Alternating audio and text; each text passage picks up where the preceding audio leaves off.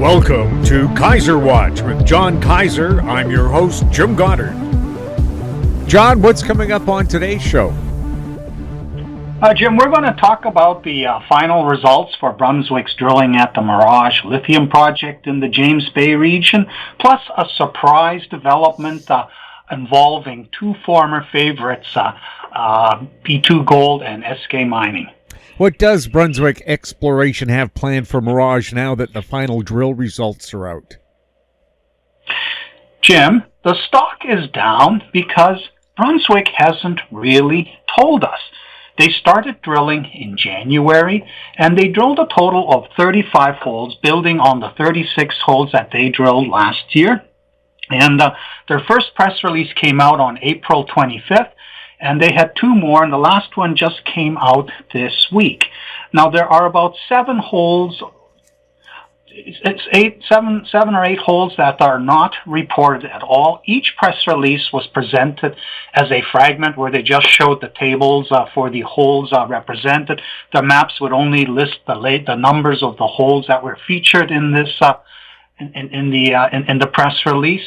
But for the final press release, we expected something different. I expected that they would provide a table with all the results in one place, as they have done last year. If you go to their website into their Mirage project section, you'll see the table of every single hole, 1 to 36. Here we have a bunch of holes missing, including like the first seven drilled from number 37 to 42. How can there be no assays for the first seven holes drilled on this property?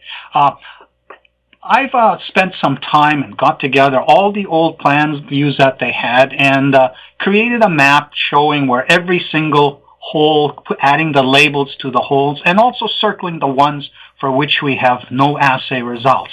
Now, the outcome is pretty disappointing. The step-out drilling across the lake onto the ground optioned from Osisco has not hit very much. Hole 60 did hit something interesting, but they didn't even bother highlighting it as pink in their latest plan view. Key holes in the north, for the North Dike zone, they didn't report anything for them. And they left this big gap between the MR3 dike and the MR6 dike pretty much undrilled, and that's a 200-meter gap. So when you look at the sections, it really looks like they only have a roughly 200 by 200 meter puddle that fades out in both directions and is about 60 meters thick. So the tonnage footprint that's got the good, 1 to 2% grades, it may be only 5 to 10 million tons. Now, of course, they started late last year drilling, and they drilled in winter, had some issues along the way. But why do you not finish off this press release with a description of what you are going to do next, what the plans for the summer are? So I went to the website, and all I found was a corporate presentation, undated, clearly none of the new information in it, and the structure date said December 31st, 2023. What is wrong with this company that spent $900,000 in the first quarter on just overhead? I don't get it. This company is disappointing me in a big way, and I suspect it's going to drag my KRO favorites index a lot lower, because how can you not, as the boots on the ground summer season is about to start, not be telling us what you plan to do next? I suspect that what's going on in the background is some sort of corporate transaction that's going to consolidate the various companies into a new company. So nobody wants to come out and say, we're going to do this, and that. And their treasury is pretty low. I guess they're maybe down to $5 million. Working capital, the stock last I looked was down to 32 cents. So things are not looking good. They boast on their website 725,000 hectares of lithium pasture. Nobody cares about that right now. We want the Mirage to be a delineation drilling story. We want to see where they're going to drill next. We want to see what they're going to do about that 3-kilometer boulder train, very large boulders with lots of spodumene crystals in it, but a micaceous mineralogy which they have not seen anywhere on in the outcrop and the pegmatites that they did intersect. So there is still something big present, and we want to know what they're going to do to find it. So very disappointing. The stock is fading. The market knows it needs more money. There's no explanation of what's going on, no up-to-date presentation, and no technical presentation like you expect from a professional company who would accompany a press release with a, maybe 7 to 10 page or slide presentation highlighting what's all accomplished and making it easy for the market to understand what is going on. I put it all together, and it doesn't look like an awful lot is going on, and they certainly aren't telling us that a huge amount is going on and that's left to be found. I think it's back to finding the source of that 3-kilometer boulder train. And where is the update on the Elrond drilling that started in February? No mention of this anywhere. Has everybody gone on holiday at Brunswick Exploration? Well, stay tuned. I suspect a corporate event of some sort is coming. What do you make of the proposed merger between P2 Gold and Eskay Mining? This week, P2 Gold and Eskay Mining were halted for an announcement that Eskay Mining will acquire P2 Gold, which is the company that's controlled by Waterton, Ken McNaughton, and Joe Ostanek. I talked about it a couple of weeks ago after they updated their PEA, and I pointed out that if you take current copper and gold prices seriously, this GABS project, copper gold project in Nevada, it's in the money. Well, the deal is that Eskay Mining will issue 0.2778 Eskay shares for each P2 Gold shares. Waterton's going to convert some, or one of the, they didn't mention, but one of the creditors is going to convert about $1 million of loans into stock. And it's a 3.6 for 1 rollback for P2 Gold, and it's a bit of a blow to say Ken McNaughton and Joe Ostanek, who they were the biggest funders of this company's effort to both explore the Golden Triangle projects, which they've pretty much largely dropped, and to advance the GABS project, and they haven't been helped by this bear market. So what's the instigation for this decision? And I talked to Ken. He said, after we put out the PEA, we contacted everybody we knew. Most did not bother even calling back. The ones that did said, no, we can't help finance the next stage. And they only need about $800,000 of money to do the next stage, which is related to preparing it for a feasibility study, which of course will require more money down the road.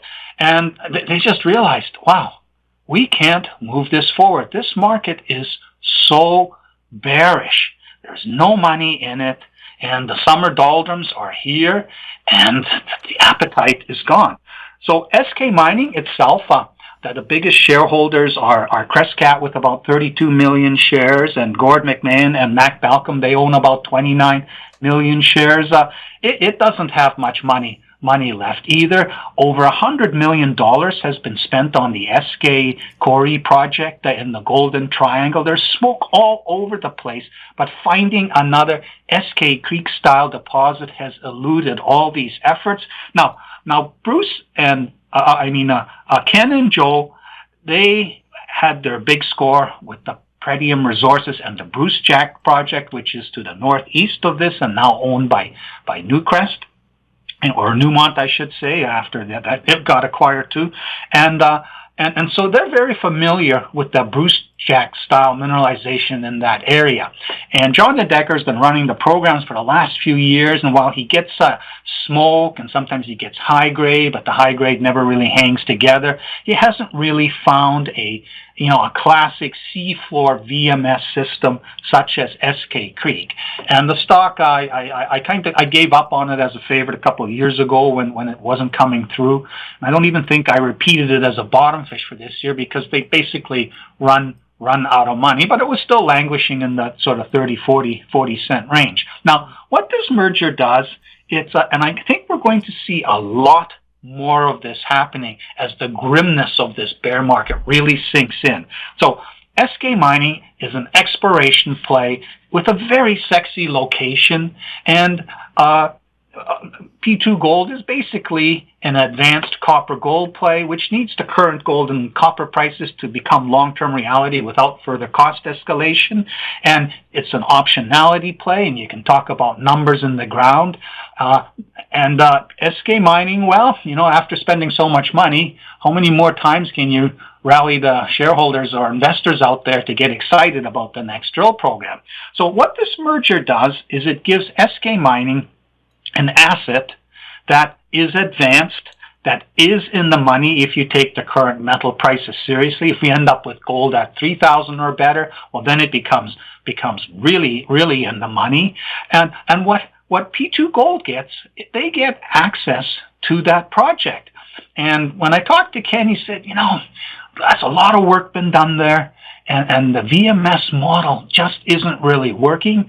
And we're going to take a look at it with a fresh set of eyes and sort of rethink it from our experience to the northeast with the Brunswick project. So the exploration potential suddenly gets a new life because always it's a new set of eyes. And when they brought when Quinton Henney brought John de Decker in several years ago, it was to bring this VMS expert in to really look hard at all the geology, put it all together. But the geology, despite best efforts, just hasn't delivered what they were looking for. But there's still so much smoke in this area. So we may see a revival of exploration. There'll be 300 million shares or so out in this company. I don't know if they'll do a rollback. Hopefully it doesn't end up like Noble Resources crawling along at a dime. But they will need to refinance, get this whole thing going. But with these two classes of assets, blue sky exploration potential and the golden triangle and the GABS copper gold development optionality, this company becomes interesting again going forward once this merger is done. John, thank you so much for the update. You're welcome, Jim.